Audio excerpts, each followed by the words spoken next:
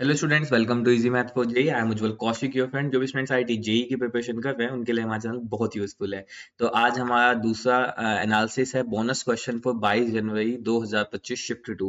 तो shift two के bonus question क्या है, मैं अगेन क्लियर कर देता हूँ वीडियो शुरू करने से पहले ही। बोनस क्वेश्चन से मेरा मतलब है वो ऐसे इजी क्वेश्चन कि अगर हमने प्रीवियस ईयर क्वेश्चन अच्छे से करे होते, हमने कॉन्सेप्ट पढ़ा होता, तो हम क्वेश्चन को बहुत इजीली डील कर पाते। ये वो क्वेश्चन नहीं है कि उसमें क्वेश्चन में कोई गड़बड़ थी या फिर सोल्यूशन गड़बड़ थी तो आप जाके क्लेम करो और वहां से आपको फिर बोनस मिल जाए। नहीं नहीं, ऐसा कुछ नहीं है। बोनस क्वेश्चन से हमारा मतलब वो क्वेश्चन जो बहुत ज्यादा इजी क्वेश्चन थे। तो बिना टाइम वेस्ट करे चलिए अपने क्वेश्चन पे चलते हैं। चलो, तो ये हमने यहाँ पे ले लिया है 22 जनवरी 2025 का इवनिंग शिफ्ट। ठीक है, चलो। तो देखो, सबसे पहले यहाँ पे हम देखते हैं क्वेश्चन वन। ठीक है, देखो कितना ज्यादा इजी क्वेश्चन था, मैंने हाईलाइट करके कितना ज्यादा इजी क्वेश्चन था। मतलब कुछ भी नहीं है, यहाँ पे लाइन की इक्वेशन गिवन है, यहाँ पे एक पॉइंट पी गिवन है। ठीक है, तो लाइन पे कोई भी एक पॉइंट मान लेंगे इक्वल टू लैम्डा करके। ठीक है, तो एक्स वाई जेड मिल जाएंगे। इसका जो, क्योंकि ये दोनों परपेंडिकुलर है, तो इनके डॉट प्रोडक्ट जो होगा, इनका डॉट प्रोडक्ट जो होगा वो इक्वल टू 0 होगा। वहां से लैम्डा की वैल्यू मिल जाएगी, तुरंत ये जो पॉइंट है क्यू मिल जाएगा और डिस्टेंस बिटवीन टू पॉइंट हम इसमें यूज कर लेंगे। तो बहुत इजी क्वेश्चन था, बहुत इजी क्वेश्चन था, मैं यही कहूंगा। चलो, अब दूसरे क्वेश्चन पे चलते हैं। अच्छा, ये क्वेश्चन दिखने में जितना बड़ा लगा था उतना ही आसान क्वेश्चन था। कुछ नहीं था, डिस्टेंस बिटवीन, अगर आपको स्टैंडर्ड फॉर्म ऑफ इलिप्स और हाइपरबोला याद है ना, अगर आपने प्रीवियस ईयर कर रखा है, तो ये क्वेश्चन कुछ भी नहीं था। क्या गिवन है, दोनों जो डिस्टेंस है फोकियो हाइपरबोला का तो 2AE दे रखा था, 2√3। ऐसे ही दूसरे वाले का 2AE, हाइपरबोला के लिए 2√3। इन दोनों को सोल्व कर लेंगे हम यहाँ से। तो दोनों को सोल्व करने के बाद क्या आ जाएगा, ए और ई में एक रिलेशन मिल जाएगा, A is equal to root three, और यहाँ से भी A is equal to root three, ऐसे करके। उसके बाद एक कंडीशन ये दे रखी है, तो यहाँ से हमें ए की वैल्यू मिल जाएगी, कैपिटल ए की वैल्यू मिल जाएगी। और एक कंडीशन जो दे रखी है, उन दोनों की सेंसिटिविटी यानी कि ई बाई ई जो है वो 1/3 है। बस इनको करने के बाद खत्म। और एक फॉर्मूला जो most important formula, B square is equal to A square 1 - e² और e² - 1 रेस्पेक्टिवली, किसके लिए, इलिप्स के लिए और हाइपरबोला के लिए, ये यूज करेंगे हम। और हमसे लेटर सेक्टम की लेंथ पूछी 2b² और दूसरी की हो जाएगी 2b²। बस इन दोनों का ऐड करना था, कुछ नहीं था, डायरेक्ट क्वेश्चन था। बस अगर आपको फॉर्मूला पता है, आपने प्रीवियस क्वेश्चन का, तो कुछ नहीं करना है, स्टेप बाय स्टेप आपको अपना क्वेश्चन सोल्व होता चला था। कोई बहुत बड़ी चीज नहीं थी इसको सोल्व करना। ठीक है, चलो। तीसरा क्वेश्चन, तो लगातार ही सारे क्वेश्चन इजी क्वेश्चन में आ गए, ऐसा नहीं है। देखो आप समझना मेरी बात को देखो, अब यहाँ पे था क्रैमर रूल से हम जानते हैं कि डेल जो होता है 0 के इक्वल होता है, वही डेल 1, डेल 2, डेल 3 किसके लिए, इनफाइनाइट की कंडीशन के लिए। बहुत सिंपल चीज है। अब एक बार यहाँ से एक्स वाई जेड इनके कोफिशिएंट लेके उसके डिटरमिनेंट से ए बी की इक्वेशन आ जाएगी। एक एक बार कॉलम 3 को रिप्लेस कर दीजिए इस वाली साइड से, तो डेल 3 की इक्वल 0 करके इक्वेशन आ जाएगी। ए और बी में दो इक्वेशन आ जाएंगी, दो हमारे पास अननोन है, तो निकल जाएगी वैल्यू, फिर निकाल दो 7a+3b। इजी क्वेश्चन था, अगेन कोई बहुत बड़ा भी ऐसा नहीं था कि डिटरमिनेंट सोल्व करने में आपको बहुत टाइम लगता, नहीं। ठीक है, यहाँ पे चौथा क्वेश्चन है, मैंने इसे इजी की कैटेगरी में रखा है, बट कुछ स्टूडेंट्स हो सकते हैं जो इसको कह सकते हैं कि सर ये तो इजी नहीं था। ये इजी उन स्टूडेंट के लिए था जिनको ये पता हो कि y² = 4ax और x² = 4by। अगर हमें ये दो पैराबोला गिवन है और इनसे बाउंडेड रीजन हमें निकालना होता है, दैट इज 16/3 AB। जिनको ये पता होगा उनके लिए क्वेश्चन विद इन सेकंड का क्वेश्चन होगी। देखो यहां से सीधा सीधा बनना है y = x - 2 का स्क्वायर, तो बन गया x² = 4ay फॉर्म। ठीक है, सेम ऐसे ही यहाँ पे देखें तो y² = -8 कॉमन ले लें तो x - 2, ये भी बन गया y² = 4bx, ये वाली फॉर्म। ए और बी की वैल्यू निकल गई, यहाँ रख दो आंसर। बस इतना सा क्वेश्चन था, कुछ भी नहीं करना था, मैनिपुलेट भी नहीं करना था कि भाई थोड़ा सा मैनिपुलेशन दिया हो, थोड़ा सा हमें अपनी इक्वेशन को परफेक्ट स्क्वायर बनाना हो, कुछ करना हो, कुछ भी नहीं था, सिंपल था बिल्कुल। ठीक है, तो अब तक हमारे कितने क्वेश्चन हो गए, दो हो गए थे यहाँ तक, है ना। हाँ, तो एक, तो यहाँ पे मैं मार्किंग कर देता हूँ, दो। फिर उसके बाद ये क्वेश्चन हो गया हमारे यहाँ पे 3। फिर अगला क्वेश्चन हो गया 4। अब आते हैं अगले क्वेश्चन पे, पांचवें क्वेश्चन पे। देखो यार, अगर मतलब इस क्वेश्चन को भी अगर हम एग्जाम में छोड़ के आ रहे हैं तो हमें बेसिकली खुद को आईने के सामने खड़ा करके दो थापड़ तो लगा लेने चाहिए, क्योंकि ये तो इतना ही आसान क्वेश्चन था। कुछ नहीं करना, cos 2 थीटा को 1 - 2 sin² थीटा रख दो, sin थीटा की दो वैल्यू आ जाएंगी, +- 1/2। अब मुझे थीटा की वो वैल्यू चाहिए जो दोनों को सेटिस्फाई करे, तो इसको भी सोल्व कर लेंगे। तो इसको 2 - 2 sin² theta is equal to 3 sin theta कर लो, क्वाड्रेटिक बन जाएगा। सिर्फ ए की वैल्यू आ जाएगी जो दोनों के लिए कॉमन होगी, sin theta is equal to 1/2, तुरंत आंसर आ जाएगा। 0 से 2 पाई के बीच में एक तो π/6 इसको सेटिस्फाई करेगा, 5π/6 दोनों का एडिशन पाई। इतना सा ही क्वेश्चन था, तो ये भी बहुत इजी क्वेश्चन था जो कि बहुत आसानी से हो सकता था। चलो आगे चलते हैं। ये क्वेश्चन अच्छा था, इस क्वेश्चन में कैलकुलेशन थी इसलिए मैंने इसको उसमें नहीं डाला इजी कैटेगरी में, बट था ये भी ऐसे ही कि 1 की पावर इन्फिनिटी ये फॉर्म बन रही थी, और हम जानते हैं जब ये फॉर्म बनती है कि limit x approaches to a fx की पावर gx, ठीक है, अगर यहाँ पे fx 1 पे जा रहा हो, gx इन्फिनिटी पे जा रहा हो, तो this will be evaluated equal to limit x tending to infinity fx minus 1 into gx। बस इसको यूज करना था, थोड़ा सा मैनिपुलेशन करना था, बाद में सिर्फ यही वाला पार्ट बच जाता। अल्फा की वैल्यू के कैंसिल हो, आगे शायद ई आएगा इसका आंसर या 1/e आएगा, आई डोंट नो, मतलब इसमें से कोई एक आंसर आना था, ठीक है। चलो अब चलते हैं आगे, ठीक है। अगेन ये क्वेश्चन नहीं जीता, जिसने प्रीवियस ईयर क्वेश्चन करोगे वो डेफिनेटली कहेगा कि सर आपने इसको मार्क क्यों नहीं किया। कुछ नहीं करना है, बस यहाँ पे जो आपके लिए z है, इस z को आप x प्लस आई वाई और x माइनस आई वाई पुट कर दीजिए, ये सिंपल एक स्ट्रेट लाइन आ जाएगी, सब कुछ कैंसिल हो गया, x plus Y equal to 2, और ये आपको एक सर्कल आ जाएगा, x minus Y square plus Y square equal to 1 का, खत्म। ये एक सर्कल बन जाएगा ऐसे, और यहाँ से पास करते हुए एक लाइन बन जाएगी, बस ये वाला ट्राइंगल ये नॉन शेडेड रीजन हो जाएगा, ये दूसरा रीजन हो जाएगा, सोल्व हो जाएगा। बट मैंने इसको काउंट नहीं किया तो हम इसको काउंट नहीं करेंगे। तो अभी तक हमारे पास 5 क्वेश्चन हो गए हैं, ठीक है।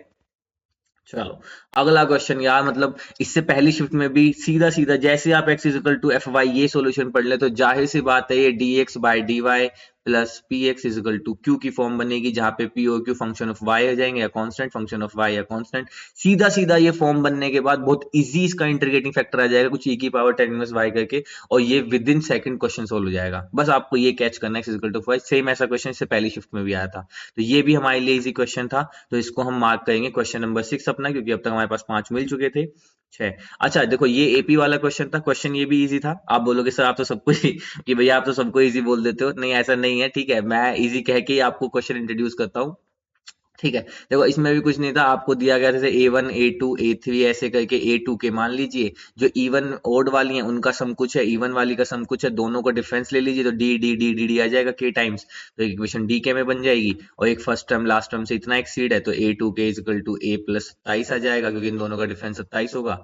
बस उससे ये सोल्व हो जाएगा क्वेश्चन, बट स्टिल मैंने इसको काउंट नहीं किया है, ठीक है। ये क्वेश्चन उनके लिए सही हो सकता था जो क्वेश्चन जिन्होंने प्रीवियस ईयर क्वेश्चन करे होंगे 3D के वेक्टर के, उनके लिए बहुत आसान है समझना इस क्वेश्चन को, कि P और Q से दो पॉइंट से पास होने वाले का डायरेक्शन रेशियो जो होगा पैरेलल टू दिस वेक्टर, तो इन दोनों यहाँ से Q के कोई पॉइंट को x1 y1 z1 मान लो, xy z direction ratio PQ, और ये जो है 3 2 2 ये प्रोपोर्शनल होंगे सम लैम्डा के, फिर लैम्डा की वैल्यू निकल जाएगी और पॉइंट के लिए हम उसको निकाल लेंगे। बहुत इजी क्वेश्चन था, क्यों निकल जाता आराम से।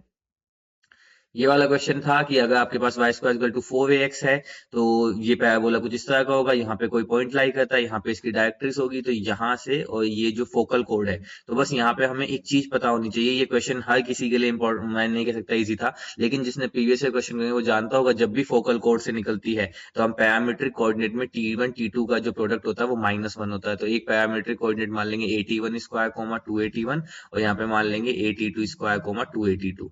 तो इस तरह से हमें यहाँ पे तुरंत अपना ही दूसरा क्यू मिल जाएगा। अगर ये हमारा पी है तो ये एक ट्रेपेजियम बन जाएगा, और ट्रेपेजियम का फॉर्मूला क्या होता है एरिया का, 1/2 जो पैरेलल साइड है उनका सम इनटू हाइट, बस उससे क्वेश्चन सोल्व हो जाता, बट मैंने इसको नहीं काउंट किया इजी में।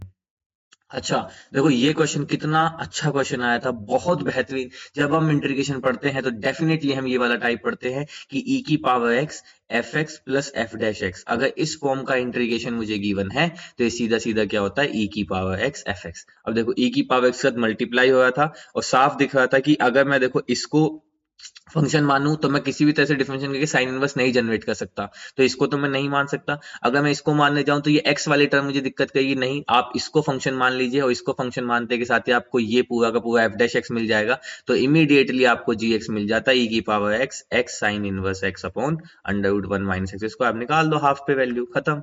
बताओ कितना इजी क्वेश्चन था। तो अब तक हमारे क्वेश्चन हो गए थे 6, तो ये वाला क्वेश्चन हो गया 7, है ना, 6 हो गए थे ना, हाँ 6 हो गए थे, 7। अगली बार मैं मार्किंग पहले ही करके आऊंगा। चलो इन अ ग्रुप ऑफ 3 और बॉयज, अच्छा इसमें थोड़ा सा हो सकता है जिनकी परम्यूटेशन पे कमांड अच्छी है उनके लिए कुछ नहीं, केसेस बनाने का क्वेश्चन था, बस ऑब्जेक्ट मान लीजिए 3 गर्ल्स को और 4 बॉयज को, तो इनको दो तरह से आप परम्यूट कर सकते हो। फिर जो गर्ल्स हैं ये भी आपस में 3 तरीके से हो सकती है, जो बॉयज हैं ये 4 तरीके से सकते हैं। आगे वाली कंडीशन में क्या हो जाएगा, B1 B2 एक जैसे होने चाहिए, तो 2 गुना फैक्टोरियल 3 तक तो सेम होगा। अब ये B1 B2 ये इनको एक मान लेंगे तो टोटल 3, और ये भी आपस में 2 तरीके से जाएंगे, बस इनको ऐड करना था, बट मैंने फिर भी इसको नहीं काउंट किया है। यहाँ पे आपको डिटर्मिनेंट और एडजॉइंट की प्रॉपर्टी पता होनी चाहिए थी, कोई बात नहीं, चलो आगे चलते हैं। अच्छा ये क्वेश्चन है, इजी क्वेश्चन है, सीधा सीधा लेबनीज रूल का क्वेश्चन है। हम जानते हैं जब हमें ए एक्स और बी एक्स की फॉर्म में कुछ गिवन हो, यहाँ पे F of T D T given हो, हमें इस इंटीग्रेशन का डिफरेंशिएशन करना हो, तो F of upper limit minus lower limit ये करके सीधा सीधा इसके 5 रूट आए थे, प्लस माइनस देख लेंगे किस पे मिनिमम किस पे मैक्सिमम, क्वेश्चन खत्म। तो ये भी मेरा one of the easy question था। तो ये हो गया क्वेश्चन नंबर 8। ठीक है। उसके बाद ये क्वेश्चन अच्छा था, ये क्वेश्चन जिसने प्रीवियस ईयर करा होगा, यहाँ से हम देख सकते थे कि x under root X cube minus one, X minus under root X cube minus one. तो अगर a को मैं x मानता हूं और b को मैं under root of X cube minus one मानता हूं, तो ये बेसिकली a प्लस बी की पावर 5 और a माइनस बी की पावर 5 था। इन दोनों को खोलेंगे तो हमारी दो या तीन टर्म कैंसिल हो जाएंगी, बची हुई तीन टर्म्स जो होंगी वो हमें इजीली इसके स्क्वायर रूट को कैंसिल करती हुई हमें यहाँ से वैल्यूज दे देंगी, x की 7, x की 5, x की 3, x की। और उसके बाद बस फिर क्वेश्चन हमारा खत्म, अल्फा बीटा गामा डेल्टा मिलते ही। ठीक है। तो ये क्वेश्चन था, ऑब्जर्वेशन का था, प्रीवियस जिसने करे होंगे उसने ऑब्जर्व कर लिया होगा कि हमेशा ऐसे केसेस में हम इसको ए और इसको बी लेके सोल्व करके देखते हैं। ठीक है। उसके बाद यहाँ पे क्वेश्चन आया था one one man even function का क्वेश्चन था। ठीक है, इस क्वेश्चन को इजी नहीं मानेंगे, हर किसी के बस की नहीं होगा यहाँ पे बैठ के, मतलब पता होता है क्या, एग्जाम में जो एक वो प्रेशर होता है ना, उस प्रेशर में एग्जैक्ट केसेस को कैलकुलेट करना थोड़ा टफ हो जाता है। अगर यही क्वेश्चन आप शांति से करेंगे, आराम से करेंगे, तो धीमे धीमे कर देंगे, बट वो जल्दबाजी में उतने एग्जैक्ट केसेस को लेके बना के चलना, उसमें थोड़ी गड़बड़ हो सकती है। तो मैंने इसको नहीं माना कि ठीक है ये हर किसी पे हो पाया होगा। ये थोड़ा सा क्वेश्चन था जो आपके लिए चैलेंजिंग हो सकता था। ठीक है। और यहाँ पे ये जो क्वेश्चन है, अरे याद वो कितना इजी क्वेश्चन था, सीधा सीधा इतनी सिंपल। तो इसने क्वाड्रेटिक इक्वेशन दी है, स्प्लिट करके यहाँ से P of A by B, P of B by A आ जाएगा। अब P of A by B क्या होता है, P of A intersection B upon P of B, जो डिनोमिनेटर में होता है। इसकी वैल्यू पता है, इसकी वैल्यू पता है, पी ऑफ बी पता लग जाएगा, बी बाई ए से हमें पी ऑफ ए पता लग जाएगा, बस। उसके बाद यहाँ पे डिमॉर्गन लॉ यूज करना था। अगेन इजी क्वेश्चन था, बहुत इजी क्वेश्चन था। ठीक है। यहाँ पे एक क्वेश्चन है, देखो इस तरह क्वेश्चन मैंने अपने एग्जाम, मैंने मतलब इन सभी की सॉल्यूशन वीडियो अपने चैनल पे अपलोड किया। आपको डीप एंड डिटेल एनालिसिस चाहिए तो आप जरूर वहां पे जाइएगा। यहाँ पे मैं डीप एंड डिटेल एनालिसिस नहीं बता रहा हूँ ऑब्वियसली। यहाँ पे कुछ नहीं होता है, बस यहाँ पे अल्फा बीट की 4 बीटा की 4 है ना, तो बस हम इसको अल्फा प्लस बीटा और अल्फा बीटा इन दो टर्म्स में ले जाने की कोशिश करते हैं, क्योंकि यहाँ से हम इजिली क्वाड्रेटिक इक्वेशन से सम ऑफ द रूट और प्रोडक्ट ऑफ द रूट की हेल्प से इसको फिर सोल्व करने की कोशिश करते हैं। चलो अब चलते हैं आगे। अरे यार कितना इजी क्वेश्चन था, यूनिट वेक्टर तो उनके बीच का एंगल ये था, तो यानी कि ए डॉट बी कितना जाए, cos pi by three, cos pi by three यानी कि 1/2, ए डॉट बी इतना आ गया। इन दोनों का प्रोडक्ट करिए, परपेंडिकुलर है तो इनका डॉट प्रोडक्ट इक्वल टू 0 होगा। जहां पे ए डॉट ए आ जाएगा वो मॉड ए स्क्वायर आ जाएगा, मैग्नीट्यूड ऑफ ए 1 है, यूनिट वेक्टर है तो ये 1। दूसरे वाले ए डॉट बी के लिए वैल्यू आ गई लैम्डा की वैल्यू, खत्म। इजी क्वेश्चन है। ठीक है। यहाँ पे ये क्वेश्चन अच्छा था, ये आइलर लाइन का क्वेश्चन था एप्लीकेशन का। इसके लिए आपको पता होना चाहिए कि सेंट्रोइड जो होता है वो इन दोनों को, सर्कम सेंटर को और आपका ऑर्थो सेंटर को 1:2 में डिवाइड करता है, उससे क्वेश्चन बना था। तो ये अच्छा क्वेश्चन था, जिसको इस बारे में थोड़ी नॉलेज रही होगी, इस तरह का एग्जैक्ट क्वेश्चन क्या होगा वही कर सकता है, वरना तो क्वेश्चन काफी कॉम्प्लिकेटेड था। अगर आप उस तरह से जाएंगे कि यहाँ पे इसका परपेंडिकुलर ड्रॉ कर रहे हैं, यहाँ पे परपेंडिकुलर बाइसेक्टर खींच रहे हैं, तो आप परेशान हो जाएंगे पूरे क्वेश्चन में। ठीक है। ये क्वेश्चन था, इजी क्वेश्चन था, बट मैंने मार्क नहीं किया। सबको इजी बोल दूंगा तो आपको लगेगा कि इस एनालिसिस का कोई मतलब ही नहीं रहता, हर क्वेश्चन को तो आप इजी बोल देते हो। तो ऐसा कोई मतलब नहीं है, मेरा मकसद नहीं है। मेरा मकसद है कि ज्यादा से ज्यादा आपको मोटिवेशन मिले और सही जानकारी मैं आपको दे पाऊं। और ऐसा भी नहीं है कि मैं अपने पेज से या किसी दूसरे पेज से, मैं एक जनरल से जनरल जो बच्चे ने 1 साल मेहनत किया उसके पेज को देखते हुए देखता हूँ कि क्वेश्चन ईजी उसको लगा होगा या नहीं लगा होगा। ठीक है। तो ये क्वेश्चन था, इजी था कि दो लाइनें हैं, पैरेलल लाइनें, उनके बीच का डिस्टेंस 5 है, एक यूनिट पे एक डिस्टेंस ये है, ये है, ये ट्राइंगल पी क्यू आर बन रहा था, तो बस यहाँ से थीटा 90 माइनस थीटा कुछ कुछ खेल करना था, क्वेश्चन हो जाता। बट मैंने काउंट नहीं किया है। ठीक है। आगे चलते हैं। इसमें ये क्वेश्चन अच्छा था, डायरेक्ट लीनियर दी थी, इसमें डायरेक्ट लीनियर इक्वेशन दी थी, dy बाई dx, देखो y इक्वल टू fx का solution dy by dx plus py equal to q, जहाँ पे p और q फंक्शन ऑफ x या कांस्टेंट। ठीक है। ये लीनियर का क्वेश्चन अच्छा था, बट यहाँ पे एक जो सबसे इंपॉर्टेंट चीज थी वो ये थी कि यहाँ पे इंटीग्रेटिंग फैक्टर जो बनेगा ना आपका, वो बनेगा mod of x square minus one. अब यहाँ पे जो इसने ये कंडीशन दी थी ना कि x जो है वो मेरा -1 से 1 के बीच होगा, तो एक्स स्क्वायर किसके बीच होगा, 0 से 1 के बीच होगा। तो एक्स स्क्वायर -1 जो होगा वो 0 से -1 के बीच होगा। मतलब ये जो क्वांटिटी थी ये नेगेटिव थी। अगर ये नेगेटिव थी, अगर मैं डायरेक्ट इसको मोड से बाहर निकाल के एक्स स्क्वायर -1 रख दूं तो बस यही गलत हो जाता। यहाँ पे ये था क्योंकि ये क्वांटिटी नेगेटिव है, और जब भी बाहर आता है मॉडुलस से तो हमेशा पॉजिटिव क्वांटिटी आती है। तो मॉडुलस जब खत्म होगा तो ये 1 माइनस एक्स स्क्वायर बनेगा, ना कि एक्स स्क्वायर -1। बस ये यहाँ पे बहुत अच्छा कॉन्सेप्ट था, बहुत अच्छा, जिसने ध्यान दिया होगा उसने कर दिया होगा। उसके बाद तो कुछ नहीं था इस क्वेश्चन में। ओड इवन बन रहा था, एक इवन वाला 2 ऑफ टाइम्स हो जाता, ओड वाला 0 हो जाता। ये बेहतरीन क्वेश्चन था। ये तो बहुत ही बेहतरीन क्वेश्चन था, इसको तो मैं मतलब स्टार क्वेश्चन कहूंगा भाई।